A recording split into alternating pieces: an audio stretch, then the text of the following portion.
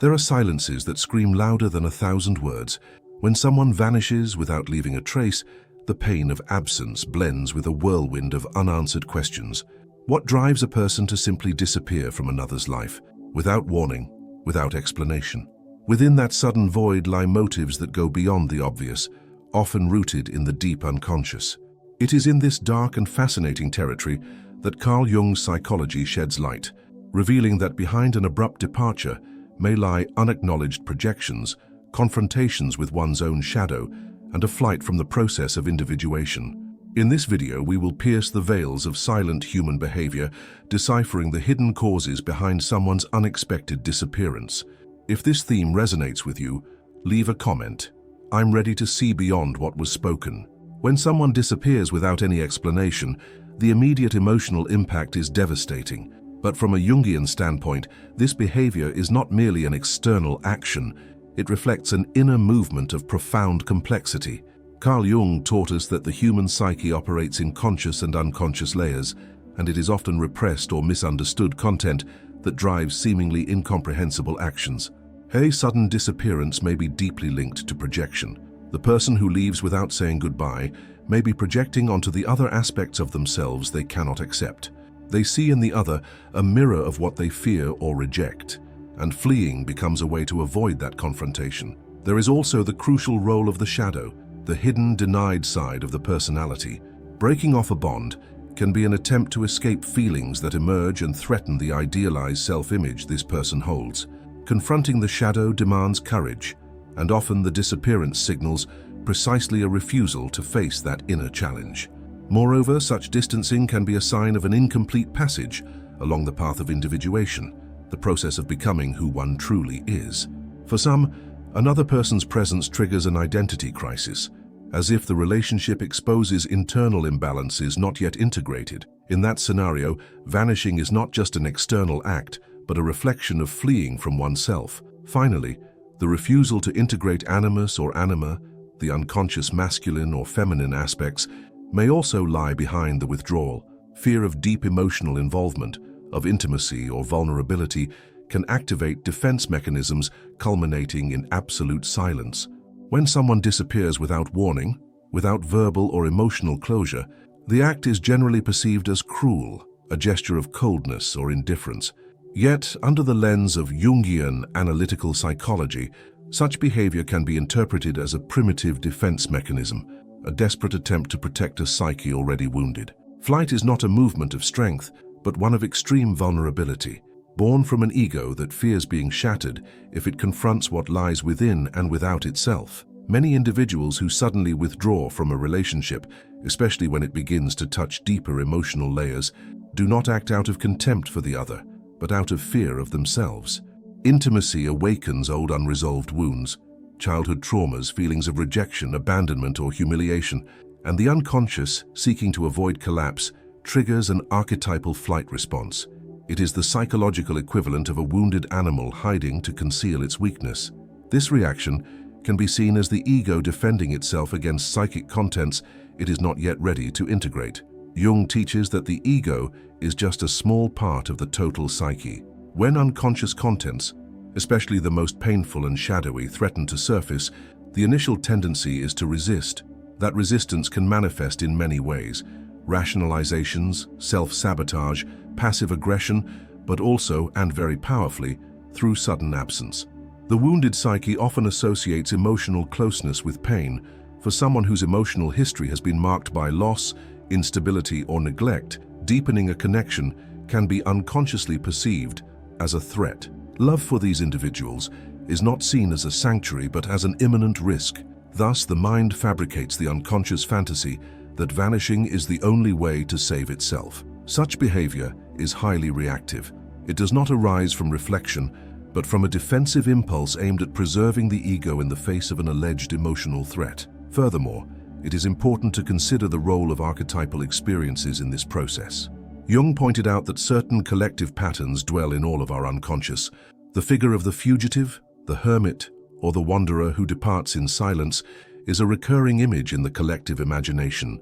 In many cases, the person who disappears is, without realizing it, enacting one of these archetypes, as if guided by a force greater than their own will, following an invisible script played out countless times throughout human history. However, that flight is not merely an escape, it is also a message. Absence speaks of what cannot be articulated. Silence conveys what the individual is not yet capable of processing. The pain inflicted on the other is proportional to the pain they carry, often without awareness.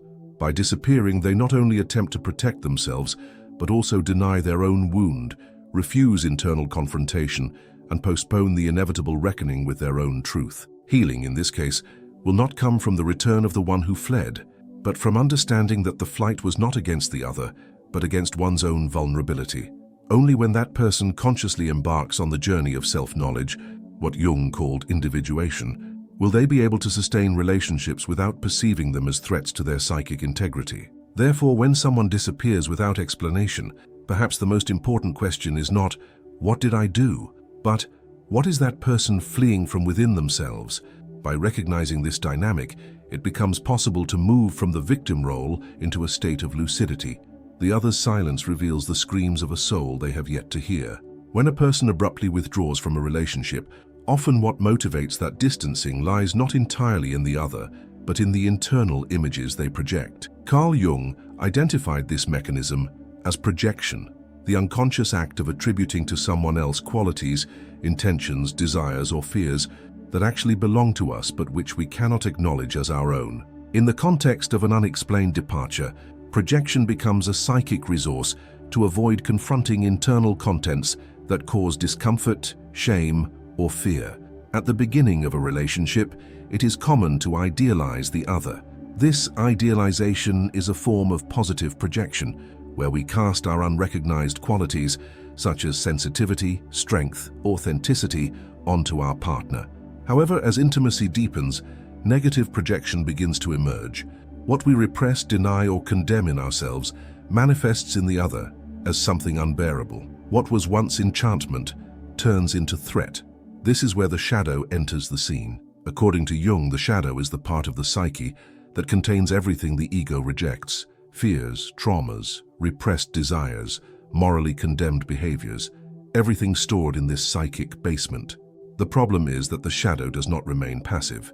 It infiltrates relationships and projects itself with force, especially when we are emotionally involved. And the more we deny the shadow, the more it takes control of our actions. Thus, the person who disappears may be reacting to what they project onto the other, perhaps a constant criticism that reflects their own self-judgment, an affectionate behavior that evokes their repressed neediness, or even a freedom that reveals their own repression. They are not fleeing the partner, but the part of themselves they see reflected in them. Coexistence becomes an unbearable mirror, and vanishing is the unconscious way to shatter that mirror.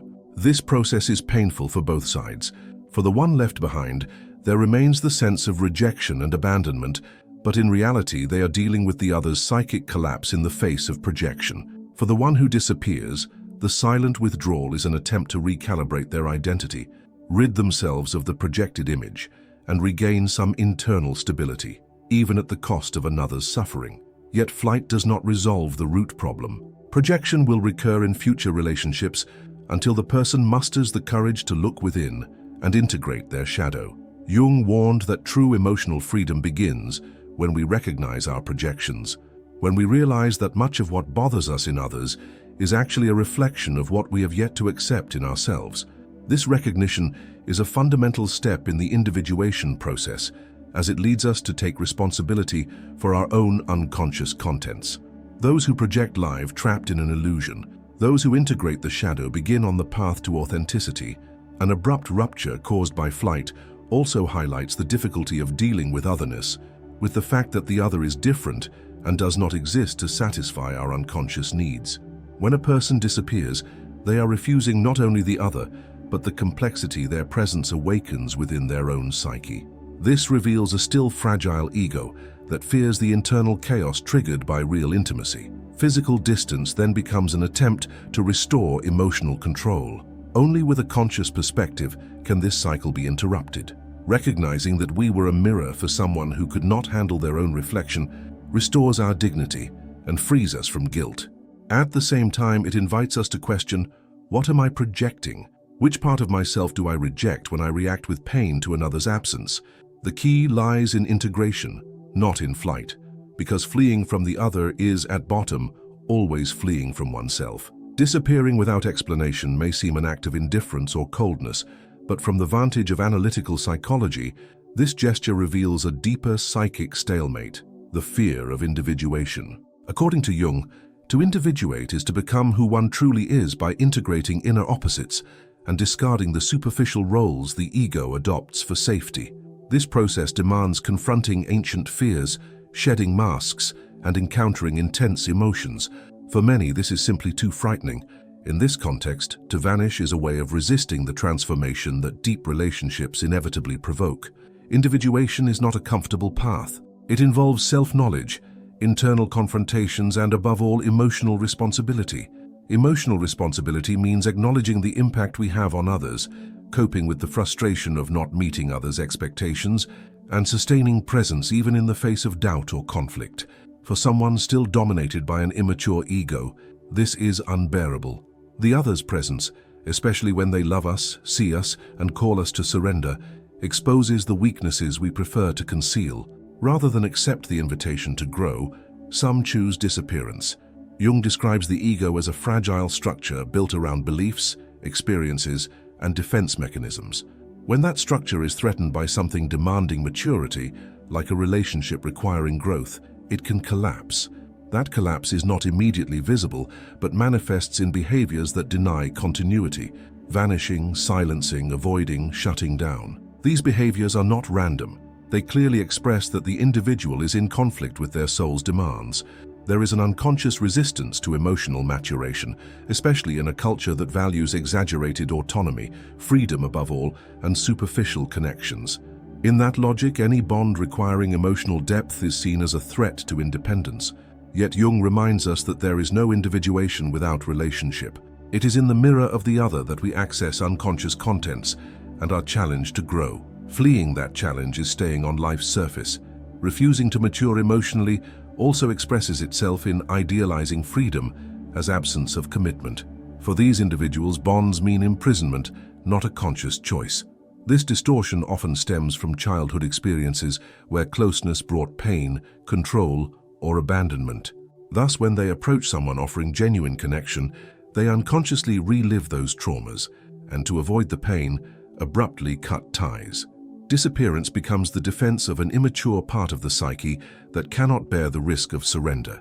It is important to understand that for Jung, emotional maturity is directly tied to integrating contradictory aspects of personality. This includes acknowledging our insecurities, our need for affection, our tendencies to flee or manipulate. If one does not begin this integration process, they remain at the mercy of repetitive unconscious patterns, relationships that start intensely and end abruptly, cycles of closeness and withdrawal, idealizations followed by disillusionments. And with each new disappearance, the psyche weakens, the ego fragments further, and the journey of individuation is postponed. Vanishing without explanation may appear an act of strength or freedom, but most often it reveals a psychic prison, the prison of immaturity, of refusing introspection, of believing that cutting the tie will resolve internal discomfort. Yet what is avoided always returns. Life, or the unconscious, ensures the pattern repeats until the person understands that the problem lies not in the other, but in their relationship with themselves. Maturation is only possible when one accepts the challenge of individuation. That means saying, I am willing to see myself, to confront myself, to sustain relationships with presence and awareness. Those who disappear have not yet reached that point. They still hide from their own soul. Behind the silence of someone who vanishes without explanation may lie a deep disconnection from their own unconscious masculine or feminine aspects, what Jung called animus and anima. These archetypes are not merely symbolic figures. They are psychic energies shaping how we relate, feel, act, and react. Integrating these aspects is essential for personality development, and their absence can manifest as emotional instability, impulsive behavior, and often sudden disappearances at moments of greatest intimacy. For Jung, anima represents, in the male psyche, the personification of inner femininity, sensitivity, intuition, surrender, empathy, openness to feeling. Animus in the female psyche symbolizes inner masculinity, rationality, action, firmness, the ability to structure and decide. These archetypes operate unconsciously and exert enormous influence on how we relate to the world, particularly in affective connections. When these aspects are not integrated, they project onto the other, creating idealized or conflictual bonds. And when the other begins to reflect those aspects, the individual has not yet recognized in themselves, the impulse can be total withdrawal. Thus, a person not in touch with their anima may feel profoundly threatened by relationships that evoke feeling and vulnerability. Emotional closeness awakens inner layers they cannot sustain because they do not acknowledge their own emotional dimension. Likewise, one disconnected from animus may feel paralyzed when required to make decisions, set boundaries, or act coherently within a relationship. The absence of that inner active energy breeds confusion, insecurity, and often the impulse to disappear as a means to escape the psychic pressure the bond activates. In this context, disappearance expresses inner imbalance. The person feels invaded, threatened, or suffocated not necessarily by the other, but by what the other awakens within them. The relationship becomes a mirror of what is missing or repressed, and lacking internal resources to integrate these contents, they act on unconscious impulses. Absence becomes an attempt to restore a supposed inner order, even if that order is built on flight and denial. It is common, for instance, for someone to project their anima onto a partner and idealize them as a source of emotional salvation. But when that ideal is frustrated, because the other is human, flawed, and imperfect, the disappointment is so intense that the bond becomes unbearable. The person vanishes, not because the partner erred, but because the illusion was shattered, along with contact with a fragment of themselves not yet understood. The same happens with projected animus. When the other challenges that projection, revealing vulnerability, insecurity, or emotion, the enchantment dissolves, and emotional collapse may lead to abrupt withdrawal. Integrating these archetypes requires time, awareness, and a deep process of self-knowledge.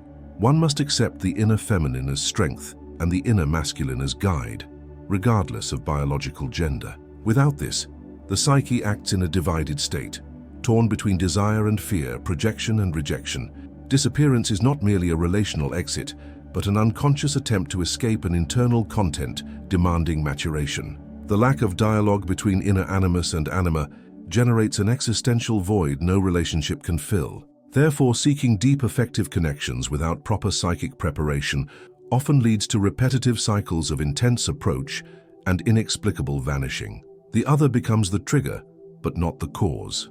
The true conflict lies within the person, where the psyche's complementary aspects have yet to reconcile.